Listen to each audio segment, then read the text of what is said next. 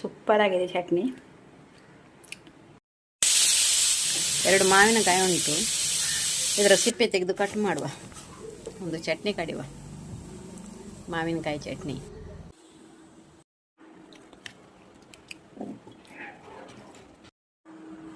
ಮೆಣಸು, ಗಾಂಧಾರಿ ಮೆಣಸು, ಸ್ವಲ್ಪ ತೆಂಗಿನಕಾಯಿ. ಊಟಕ್ಕೆ ತುಂಬ ಒಳ್ಳೆಯದಾಗ್ತದೆ ಈ ಚಟ್ನಿ. ಸಿಂಪಲಾಗಿ ಮಾಡೋದು.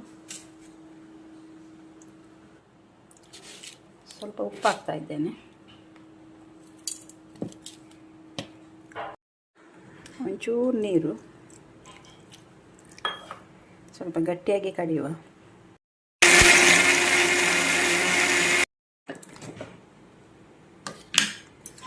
ನೈಸ್ ಆಯಿತು. ಒಗ್ಗರಣೆ ಬೇಕಾದರೆ ಹಾಕ್ಬೋದು.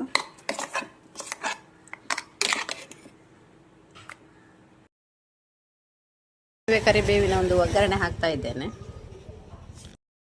ಚಟ್ನಿ ರೆಡಿ ಆಯಿತು.